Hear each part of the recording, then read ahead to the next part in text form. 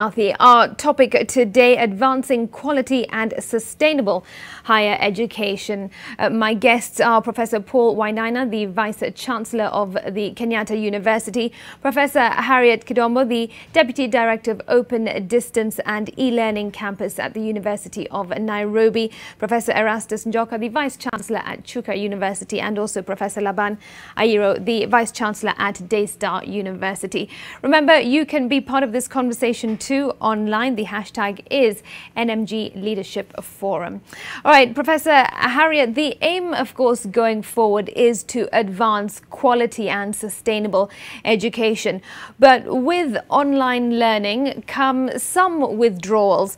How, for example, or some drawbacks, I should say, how, for example, can practical workshops be carried out? How can professor-student relationships be built when perhaps students won't see their professor at all? How can team project work be carried out when learning takes place online? Thank you very much. Online learning is not a panacea for all learning. Practical work can be a challenge, but there are technologies that can support practical work when students are not in the labs or in the clinical sessions. And these include things like simulations, 3D printing, and so on. Now, what we have done is, because we know the challenges related to this, is a reorganization of schedules so that some theory work can be done online, and when things normalize, some of the practicals can go on. Now, coming to how the innovative methods that lecturers can use to make learning more interesting, more experiential for the learners, and so on. What we note is technology really has provided many possibilities of achieving this. There are methods like what we call the flipped classroom, where lecturers use the learner-centered methods instead of the traditional teacher-centered, where the teacher becomes a guide, a facilitator, and just supports the learners to learn by themselves. So this helps the learners to construct knowledge and fill the gaps within knowledge. So this is really part of what we call the modern pedagogy that is taking root a lot in institutions, and it is part of what we as institutions of higher learning should be encouraging. There is also collaborative learning that is very possible with online learning, which is learning that happens between or among learners. You can have group assignments that is done by groups of students online. And the possibilities also are there with social media platforms where students can interact, like WhatsApp and so on. They can also do collaborative projects. They can do presentations. They can make discussion, and so on. And the importance of these methods is that they enable the learners to inculcate skills like teamwork, negotiation, and such almost kind of soft skills that are very useful for learners and even for the future of work. All right, thanks very much.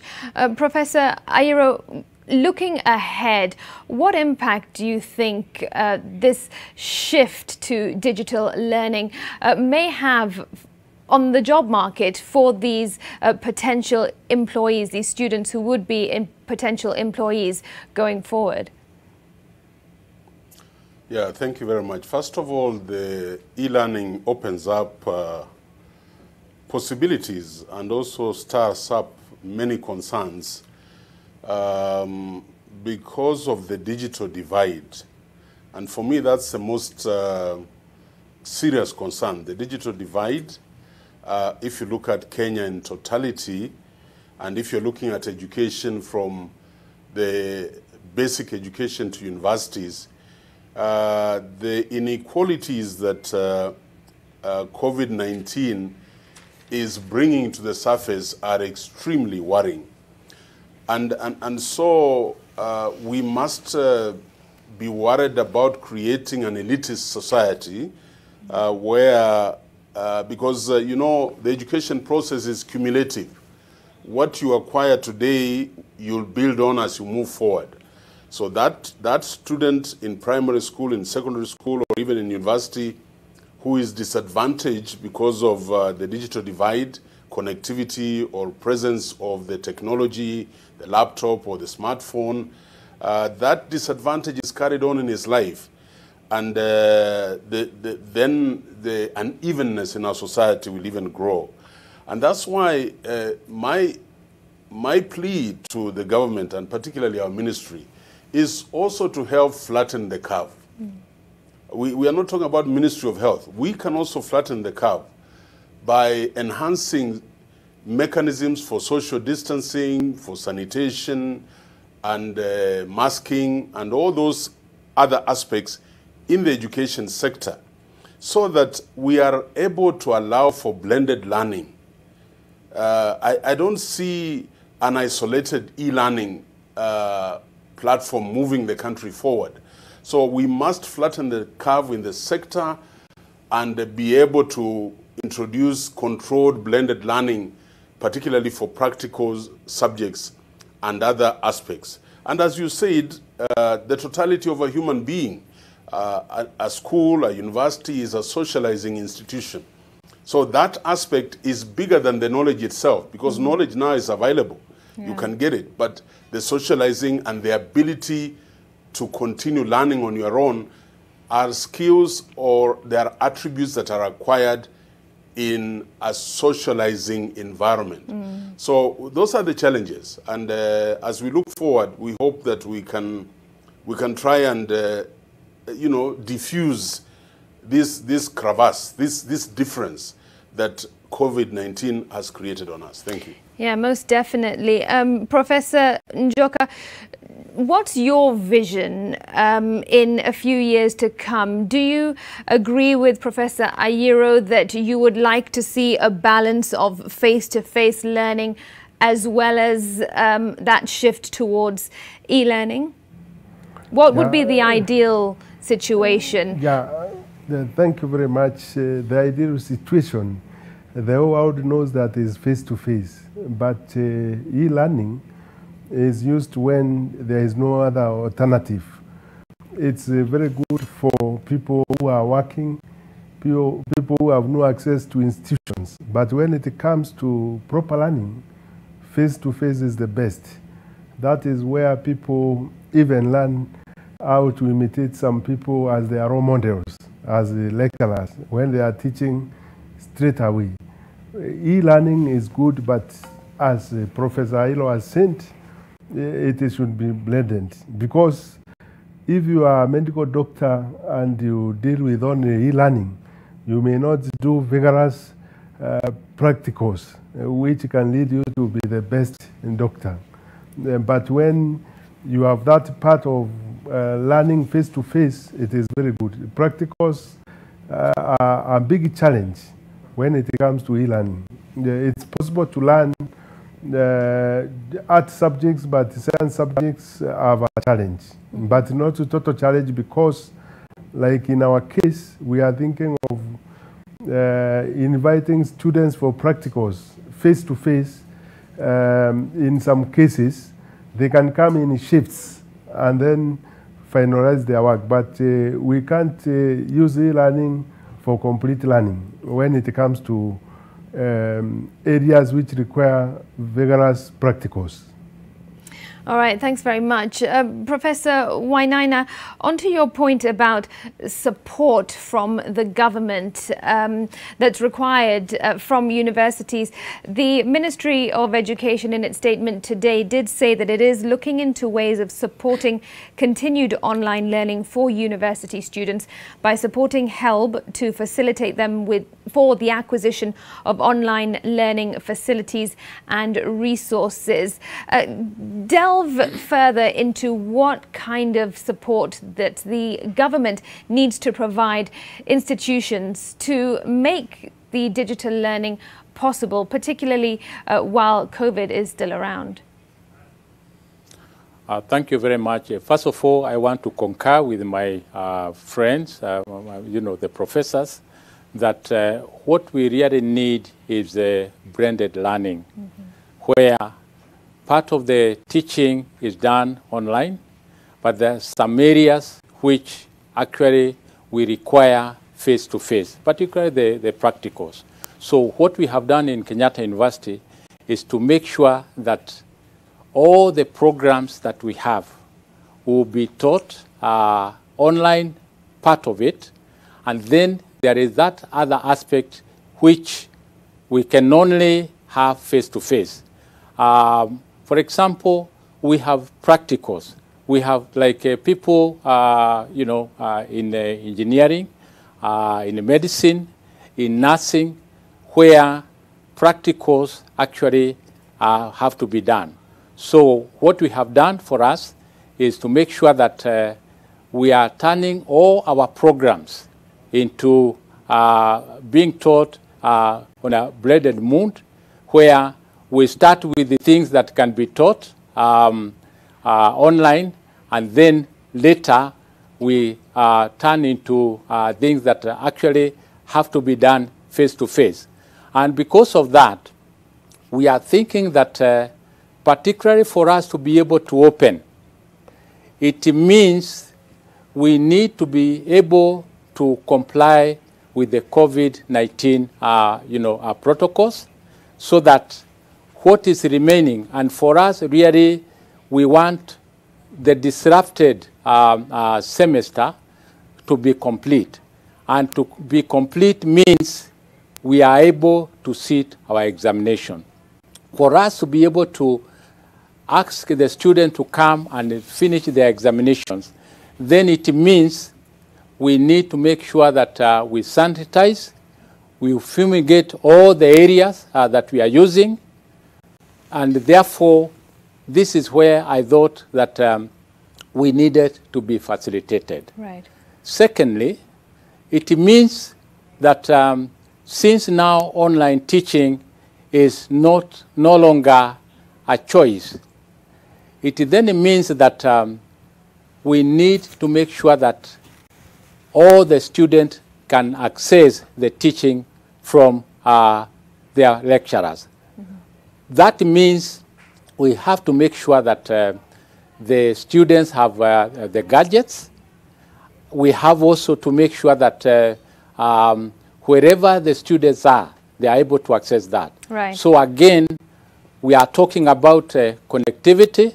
It means our students should be able to actually access wherever they are. And that means power connectivity, internet connectivity is very important. And that is where we think that our government, particularly our ministry, should come in. All right, thanks very much. Professor Harriet, there also needs, no doubt, to be a shift in mindset. When Professor Wainaina talks about accessibility, that is the physical ability to access internet connection and the lecturer. But talk us through the mindset that needs to change amongst lecturers and also students.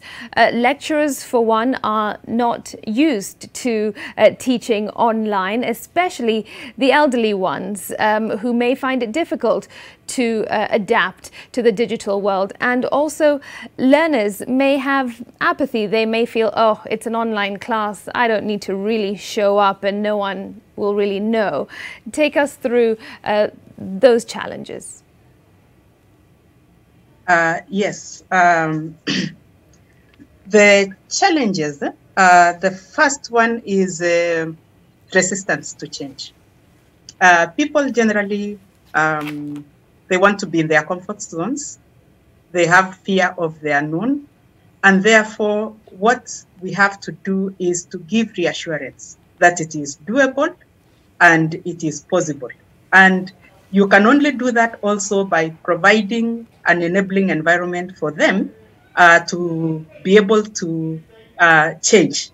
So, as I said earlier, the very important thing, that enabling environment is to provide training, take them through, assure them, motivate them that actually this is doable. because at the beginning, people find some of these things very mind-boggling.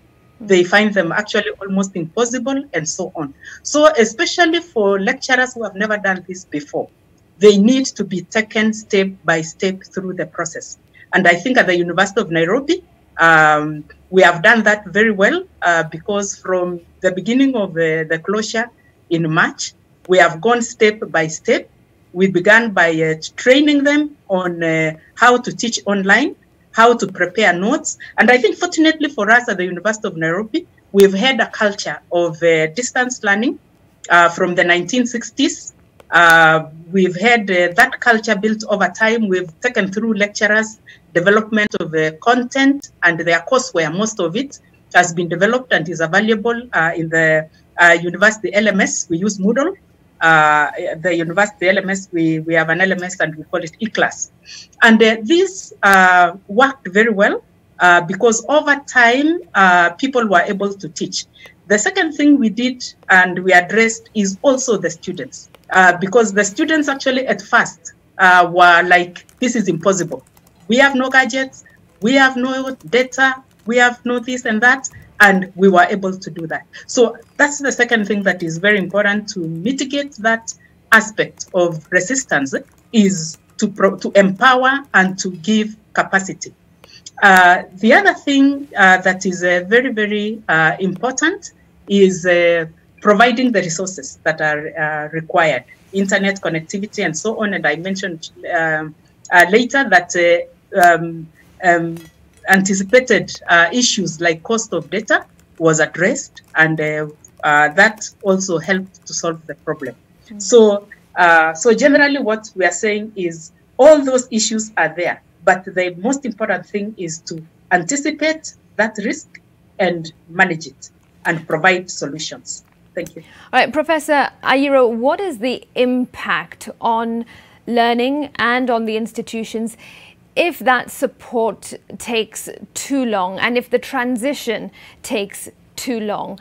How will learning in higher educations be negatively impacted?